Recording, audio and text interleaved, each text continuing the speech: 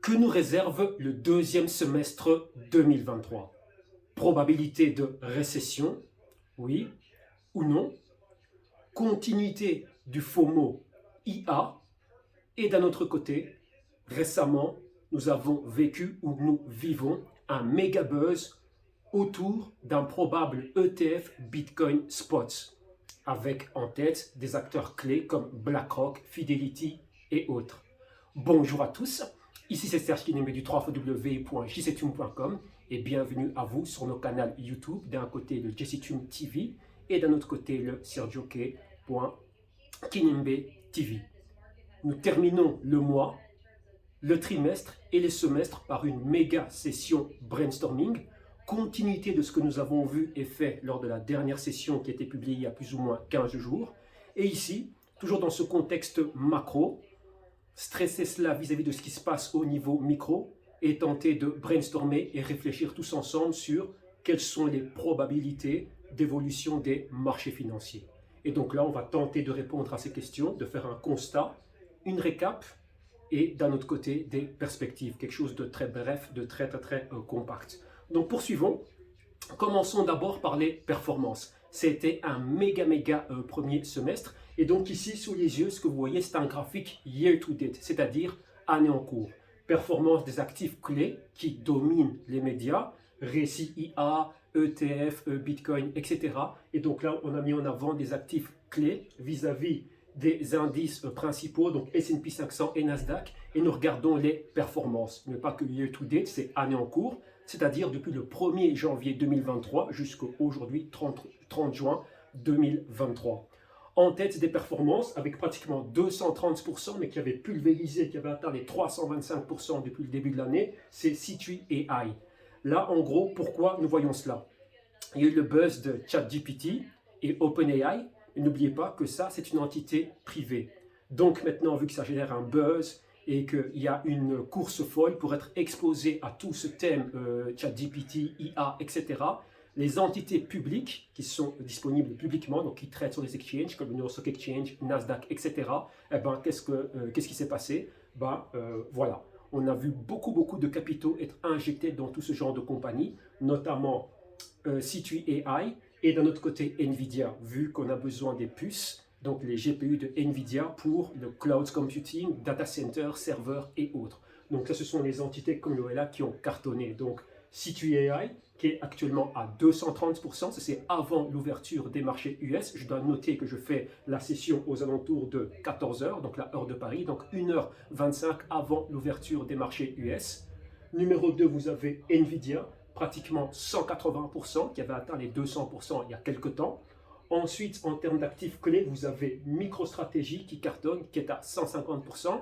Et le PDG de MicroStrategy, l'ex-PDG de MicroStrategy, qui est maintenant chairman, c'est monsieur Michael Saylor, a toujours dit qu'il voulait faire de l'action de sa compagnie. Il voulait faire en sorte que ce soit un proxy. Qu'est-ce que ça veut dire? Au lieu d'investir dans le BTC et avec tous les risques de régulation, exchange, etc., viens et investis dans l'action de MicroStrategy. Ça te sert de proxy Bitcoin. Et comme vous voyez là, la performance de MicroStrategy depuis le début de l'année a surpassé celle du BTC. Le BTC est à 85%, bien évidemment au moment de la capture écran. Et d'un autre côté, vous voyez que MicroStrategy a généré 150%. Donc c'était un bien meilleur pari que le BTC dans ce cadre-là. Okay, donc là, soyons clairs. D'un autre côté, nous avons Coinbase qui a pris 108%. D'un autre côté, pourquoi? Coinbase, vous avez vu que Coinbase et Binance sont les deux gros, super gros exchanges. Coinbase joue à domicile aux États-Unis avec une exposition internationale. Mais Binance, le gros Binance, Binance.com, à ne pas confondre avec Binance US, c'est un exchange qui est offshore. Et dernièrement, les attaques de la SEC, changement de règles et régulation, ça n'a pas été en faveur de ces exchanges centralisés. Mais avec le dépôt d'applications d'entités comme BlackRock et autres, Coinbase va jouer le rôle de custody, donc de dépositaire. Et là, qu'est-ce qu'on voit? On voit que Coinbase aussi a réussi à cartonner et Coinbase surfe cette vague aussi. Donc la vague de Bitcoin ETF Spot, ça va aider Coinbase. Et ça, c'est un point qui est très intéressant, vu que BlackRock et des entités comme Fidelity et autres, elles servent principalement des clients institutionnels, et donc Coinbase servirait de dépositaire. Et donc là, on voit que Coinbase profite de cela, performance de pratiquement 110%. Donc Coinbase a doublé depuis le début d'année. Ensuite vient le BTC, 85%. Et ensuite, vous avez 36% pour le Nasdaq 100 et 14% pour le S&P 500. Donc, vous voyez bien qu'au niveau du Nasdaq 100 et du S&P 500, ce sont principalement ces deux thèmes. Je dirais que c'est principalement le thème IA qui a cartonné. Et bien évidemment, dans d'autres segments beaucoup plus spéculatifs du Nasdaq, là, vous avez le thème Bitcoin et tout ça qui continue de résonner. Maintenant, ici, il faut noter quelque chose de très important. Il faut faire la différence entre Bitcoin d'un côté et d'un autre côté les altcoins.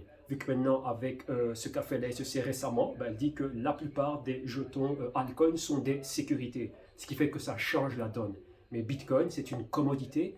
Et même si c'est une sécurité, c'est la crypto qui a l'infrastructure la plus avancée et les institutions, clairement, sont en train de déployer des capitaux. Lorsque vous voyez BlackRock et pas mal d'entités comme ça, ça, ce sont des gros acteurs. Et donc, voilà les résultats. Et vous avez vu que récemment, la dominance du BTC par rapport à la Global Crypto Market Cap, qui est aux alentours des 1100 milliards de dollars, a atteint les 50%. Et récemment, vous voyez que la courant du mois de juin, depuis la mi-juin, vous voyez comment c'est monté violemment. Donc ça, ce sont les thèmes clés des marchés maintenant. Comme je le disais en début d'émission, cela est en divergence et en contradiction avec ce que nous voyons au niveau macro. Au niveau macro, les indicateurs leaders coïncidents et à la traîne indiquent une contraction économique et une probable récession. Notez que l'Europe est déjà en récession, mais ici, nous voyons que l'économie américaine se maintient. Donc, c'est la dernière à tomber. Si elle tombe, clairement, ça va être une toute autre histoire.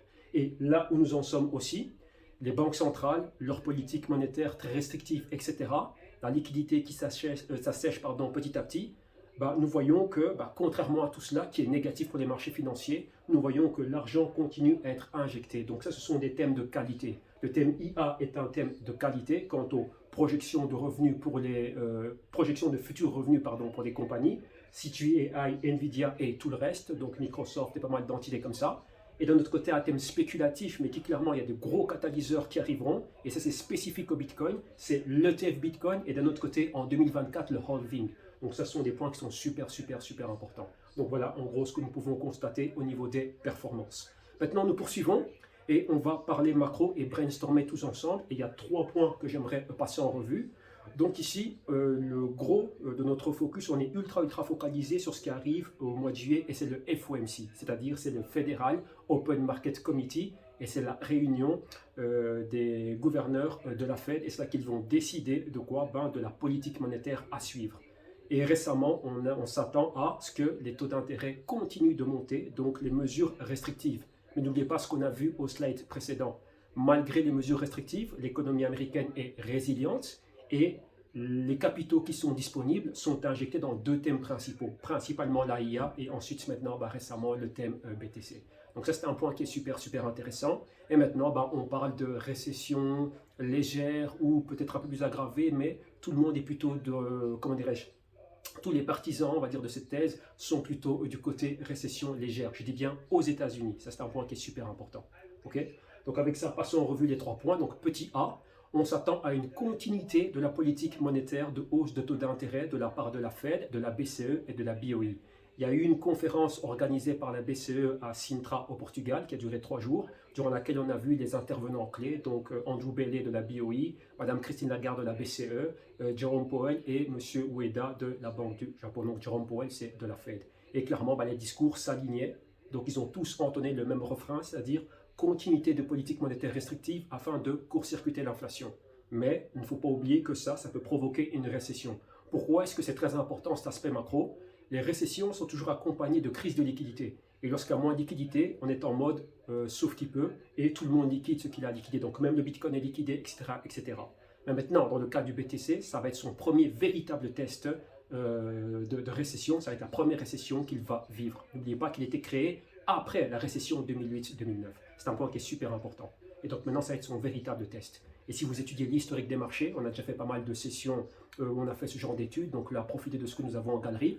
Et on voit clairement que lorsqu'il y a ces phases de récession, des actifs comme le gold et tout ça, tout chute. Mais ça chute moins que les marchés financiers. Et rappelez-vous, qui dit récession dit méga opportunité. En mai-juin 2019, avant la récession provoquée par la pandémie, je devrais dire mini-récession, j'ai publié le premier rapport VAM et c'est là qu'on a lancé le service VAM. Et en gros, c'était quoi? Comment surfer, naviguer et tirer avantage des opportunités que nous apportent les récessions. Donc ça, c'est un point qui est super intéressant. Grossièrement, je disais que grâce aux récessions, nous pouvons faire les soldes. Donc celui qui a le cash, vu que tout chute de moins 40, moins 50, moins 60% et même plus, ben, il peut en profiter et faire les soldes. Mais il faut savoir interpréter, décoder, déchiffrer les données macro d'une manière super top afin de tirer avantage de cela. Donc ça, c'est un point clé. Donc ça, en gros, c'est les choses auxquelles on s'attend. Donc ce qui est probable, ce sont les probabilités de récession. Et voilà, en gros, ça pourrait être provoqué par les politiques monétaires restrictives des banques centrales. Deuxième point, donc petit b, de moins en moins de liquidité. Donc là, le point A au point B, j'ai déjà fait la transition, j'ai expliqué cela. Donc la liquidité, c'est quoi? Lorsqu'on monte les taux d'intérêt, n'oubliez pas, c'est le coût du capital. Donc ça devient restrictif pour pas mal d'entités et ça court-circuite l'économie. Et d'un autre côté, lorsqu'il y a moins de liquidité aussi, c'est quoi? C'est la Fed qui est en train d'alléger son bilan. N'oubliez pas que suite à la pandémie, il y a eu beaucoup de liquidités qui ont été injectées. Et c'est dans ce cadre-là que les actifs crypto ont, je dirais des actifs très spéculatifs, durant cette phase 2020 à fin 2021, ont réellement explosé à la hausse. Et vous avez vu qu'en 2022, lorsque les politiques monétaires des banques centrales ont changé, donc commencé à retirer la liquidité et monter les taux d'intérêt, tout ce segment spéculatif a commencé à souffrir. Donc tout ce qui était NFT, DeFi et ensuite Bitcoin lui-même et pas mal d'autres actifs ne se sont maintenus au top que le top du top des compagnies. Et ça, c'est ce qu'on a vécu durant toute l'année 2022. Maintenant, fin 2022, début 2023, il y a eu pas mal de thèmes qui ramenaient cet espoir de quoi? Fin du bear market et probable début d'un nouveau bull market. Et d'un autre côté, il se peut qu'on évite une récession aux États-Unis. Et maintenant, vous voyez qu'on est là, on est dans une phase de transition. Donc, on est un pied dedans et un pied en dehors de de cette conviction quant à un nouveau bull market. Donc, ça, c'est un point clé. Ça, ce sont les effets de la liquidité. Voilà pourquoi est-ce qu'on doit surveiller ces indicateurs afin de savoir ce qui se passe. Rappelez-vous de ne pas être pris de court ou être du mauvais côté du trade. Ok? Ça, c'est le petit B. Et le petit C, nous avons un écart prononcé et plus une inversion continue. Écart, en anglais, c'est le spread. Et là, c'est le rendement de la note à 2 ans américaine par rapport à la note à 10 ans américaine. On parle des notes gouvernementales, donc des bons. Et là, lorsqu'on a cette inversion de courbe, donc rendement supérieur de la note à 2 ans par rapport à celle à 10 ans, tout ça, c'est annonciateur d'une récession. Cet indicateur a un 100% de track record lorsqu'on regarde les 6-7 dernières récessions. Donc ça a anticipé parfaitement ces récessions. Maintenant, l'inversion, elle est là. Elle est très prononcée et elle se maintient, donc 100 points bas, c'est-à-dire 1%. Donc on est à 3,7% pour le 10 year et pour le 2 year, on est à 4,7% et ça se maintient. Tout ça, ce sont des signes récessionnistes. C'est un point qui est super important et ça se maintient. Et donc là, vous comprenez ce que j'expliquais au début de l'émission, cette contradiction entre la macro, qui indique contraction et probable récession, et d'un autre côté, la micro qui est en train de se maintenir grâce à des thèmes comme la IA et récemment l'ETF Bitcoin. Donc ça, ce sont ces points clés. Donc je reprends, écart prononcé plus inversion continue des courbes de rendement entre la note obligation gouvernementale de 2 ans vis-à-vis de celle à 10 ans, comme je viens de l'expliquer. Donc ces trois facteurs nous indiquent de fortes probabilités de récession, donc courant 2024, et vont impacter l'économie ainsi que les marchés financiers. Donc le côté impact économique, ça c'est principalement provoqué par les politiques monétaires des banquiers centraux, donc la Fed, la BCE, etc. Ils ont encore revendiqué et confirmé cela lors de la conférence qui a eu lieu au Portugal, donc lundi, mardi, mercredi. Jeudi, J-Paul était à Madrid, il a encore une fois confirmé la même chose. Et donc voilà, donc c'est qu'une question de temps. Et n'oubliez pas, il y a encore des segments qui se maintiennent haussiers et qui apportent cet espoir de on va éviter la récession et on est vraiment dans un véritable bull market qui va se maintenir. Et là, c'est les thèmes IA, etc. Okay? Donc avec ça, nous poursuivons. Gros focus pour le mois de juillet, donc les 25 et 26 juillet si je ne me trompe pas, on a le FOMC. Et là maintenant, qu'est-ce que nous voyons? On est déjà en train de décompter, de comptabiliser une hausse de taux d'intérêt de 25 points base. En interne, donc pour les insiders, nous voyons tout cela, on a tous les indicateurs, nous regardons pas mal d'éléments comme ça. Et au chiffre de ce matin, du rapport que j'ai publié ce matin, on est à 80% si je ne me trompe pas. Donc 80% de tout participant de Wall Street s'attend à une hausse de 25 points base. Et donc en fonction de cela, la cotisation et les prix des actifs reflètent déjà cela. Donc ça, c'est pour le mois de juillet. Donc c'est un point qui est super important. Maintenant, on va avoir une flopée de données économiques, indicateurs leaders, indicateurs coïncidents, indicateurs à la traîne. Et on verra en gros comment la Fed, vu qu'elle va publier sa décision de taux d'intérêt après la publication de toutes ces données, on verra clairement comment elle va réagir. Et néanmoins, la conférence de presse sera très volatile. Pourquoi? Quant à ce qu'ils vont dire, quant à la suite des politiques monétaires et comment ils voient l'économie et les marchés financiers. Donc nous, avec tout ça, on se dit, tiens, avec ce qu'on a déjà comme data et ce que nous anticipons, bah, clairement, comment je calibre mon portefeuille. Et n'oubliez pas, ici, on parle vraiment portefeuille, on parle macro et on parle micro. On n'est pas spécifiquement focalisé sur une classe d'actifs en particulier. N'oubliez pas que la macro impacte la micro. Et donc, lorsque vous savez interpréter ce qui se passe au niveau macro, ça vous permet d'anticiper, de calibrer votre portefeuille, du moins les stratégies que vous allez déployer. Et bien, moi, ben, ça fait en sorte que lorsque vous opérez avec une classe d'actifs en particulier, que ce soit les actions, que ce soit les monnaies ou que ce soit les crypto-monnaies, ben, vous savez en gros ce qu'il faut faire. Notez un élément clé, que les crypto-monnaies, c'est très spéculatif et là, elles ont besoin de beaucoup de liquidités. Et si vous le voyez bien, comme on l'a commenté, il y a une méga divergence entre la performance du Bitcoin et d'autres altcoins. Vous voyez que maintenant, tout est en train de monter. Pourquoi? Ben parce que c'est le buzz de l'ETF Bitcoin qui soutient, qui maintient en vie l'espoir et l'optimisme pour tout l'écosystème crypto. Mais si vous regardez bien, pour Bitcoin c'est positif, mais pour le reste des altcoins c'est pas positif du tout. On s'attend à des règles beaucoup plus dures, que toutes ces sécurités soient, que ces sécurités, comme le dit la SEC, bah, clairement, bah, il y aura pas mal de problèmes pour les pourvoyeurs de services et d'autres exchanges qui pourraient retirer le trading comment dirais-je, enfin les paires de trading de pas mal de ces tokens. Donc ça c'est ce que nous voyons déjà maintenant. Donc on ne sait pas, l'avenir est très incertain. Et le capital, on n'a pas envie de l'injecter dans des actifs qui ont, comment dirais-je, un cadre de régulation et une infrastructure qui est incertaine. On ne sait pas si ces exchanges seront là demain. Et vous avez vu comment Binance, l'organisation internationale, est fort attaquée. On s'attend à ce que ce soit un prochain FTX. Et vous avez vu, ce n'est pas quelque chose de bon du tout. Mais d'un autre côté, qu'est-ce qu'il y a? Bah, Wall Street est déjà prêt à tout récupérer. Et c'est ça aussi qui donne beaucoup d'espoir lorsque nous voyons des acteurs majeurs comme BlackRock et d'autres qui viennent et qui mettent en avant cette demande pour des ETF. Ils ont déjà backé un exchange centralisé qui s'est déjà lancé. Et il y a d'autres produits, les futurs du CME, les options et pas mal d'éléments comme ça. Donc ça, c'est un point qui est ultra positif, mais on verra comment cela va évoluer. Okay? Donc voilà, maintenant pour clôturer, bah vous savez exactement où me retrouver. Au quotidien, j'interviens exclusivement pour les insiders du JCTream. Nous faisons nos sessions Pro Markets de lundi au vendredi. On a fait beaucoup de travaux. Mois de juillet, ça va être un mois très costaud. Donc on va beaucoup plus en profondeur dans les thèmes que vous avez vus, que l'on a présentés ici. Et on a pas mal de bonus qui arrivent. Donc on a fait pas mal de bonus au niveau des cryptos. On a fait un crypto rapport, le 4e. Donc là, on a débuté ça en mars. J'ai publié ce lundi, j'ai publié le rapport numéro 4 du mois de juin. Donc très gros rapport, 2 heures de rapport, super intéressant.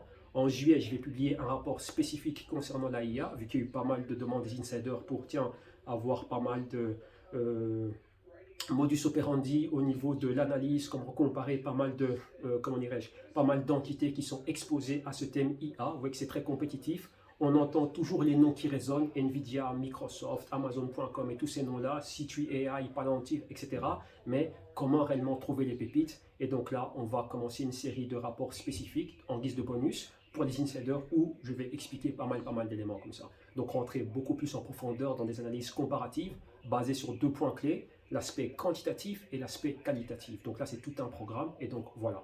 Et en plus de ça, vous me connaissez, vous savez exactement où me trouver. L'adresse email est disponible là et passez au www.jctune.com et il y a beaucoup de choses. Hein. Donc là, en galerie, ici même sur nos chaînes YouTube. Donc là, tirez avantage de cela, profitez de cela. Ok? Donc voilà, moi, je vais arrêter ici. Gros week-end en perspective. On se prépare pour le mois de juillet et pour la semaine prochaine. Et donc à vous tous, excellent week-end. Profitez du soleil. Bon trade, bons investissements. Beaucoup d'Intel et on se reverra très bientôt ici sur YouTube. Merci à vous tous. Ciao.